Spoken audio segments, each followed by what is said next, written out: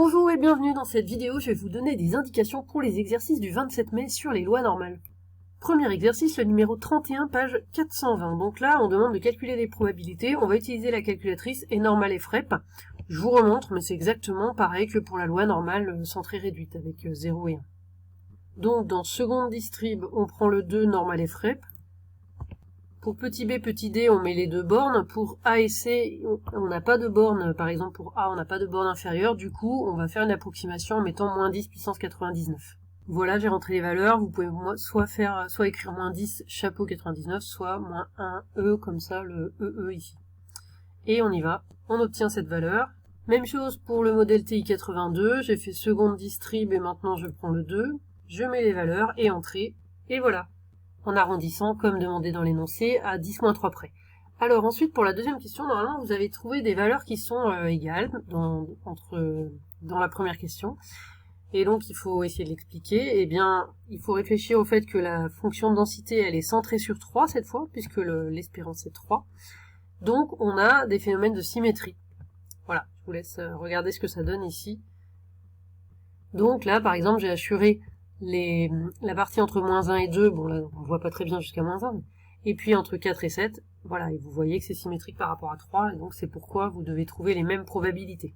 Maintenant, numéro 32. Alors là, on cherche petit a qui est à l'intérieur de la parenthèse, donc cette fois-ci, sur la calculatrice, on va utiliser inv normal ou frac normal.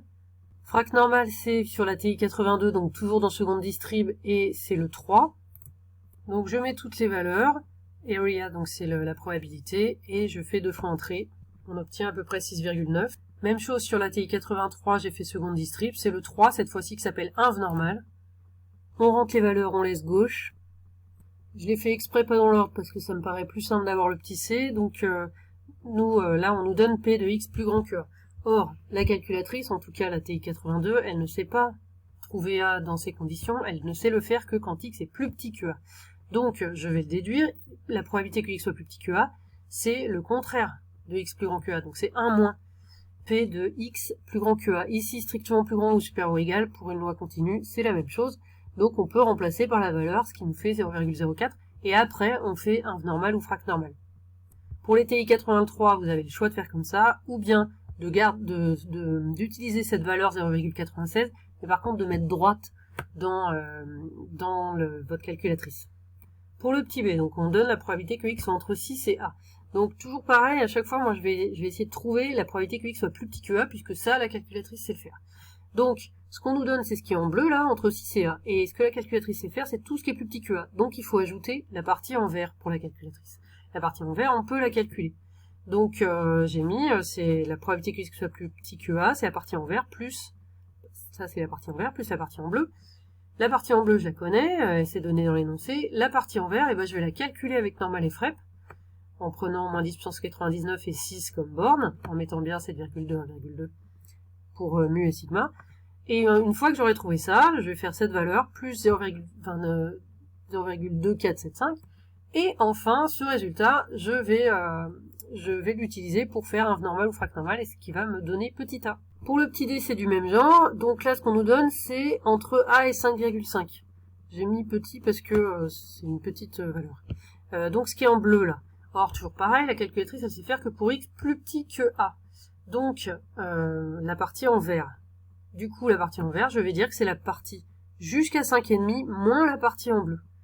Parce que je sais calculer la probabilité de x plus petit que 5,5. Donc voilà, je dis que c'est la probabilité de x plus petit que 5,5 moins cette probabilité entre a et 5,5 en bleu. Donc celle-là, je la connais. Celle-ci, la probabilité de x plus petit que 5,5, je la trouve en utilisant normal et FREP. Je remplace. Et ensuite, avec ce résultat, j'utilise inv normal ou frac normal et je trouve petit a. Ensuite, on passe aux exos de bac. Donc tout d'abord, le centre étranger juin 2017, qui est l'exercice 3 sur votre feuille. Je vous laisse lire l'énoncé, c'est un QCM. Ici, vous allez voir que finalement, c'est une question qui n'est pas difficile, mais la difficulté, c'est d'interpréter l'énoncé et de comprendre ce qu'il faut faire.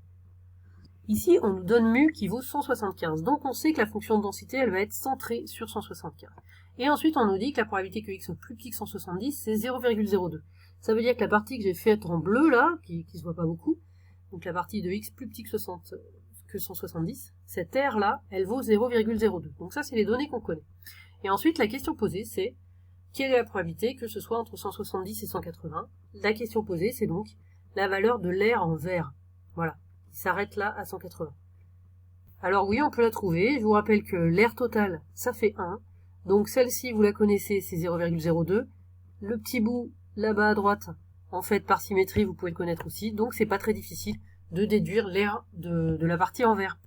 Alors l'exercice suivant le Liban en juin 2017, la partie B, la question 1 ABC, en fait, c'est quelque chose qu'on a déjà fait dans le cours. C'est une application du cours, donc c'est pour voir si vous suivez, si vous regardez les vidéos dans l'ordre. Et donc normalement vous l'avez déjà fait, mais après vous pouvez le refaire justement sans aide pour voir si vous y arrivez.